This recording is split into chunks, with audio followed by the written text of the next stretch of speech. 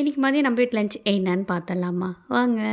நல்ல சுட சுட சாதம் வச்சாச்சு. இன்றைக்கி வடை பாயசம் தான். இன்றைக்கி அமாவாசைனால.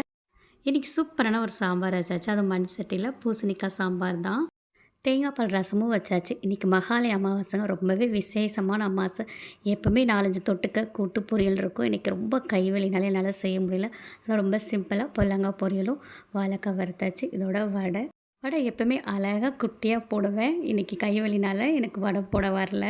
எப்போ வடைக்கு மாவு ஆட்டினாலும் கிரைண்டரில் தாங்க ஆட்டுவேன். இன்றைக்கி மிக்சியில் தான் போட்டேன். ஏன்னா கல் தூக்க முடியல கை வலிக்கிறதுனால.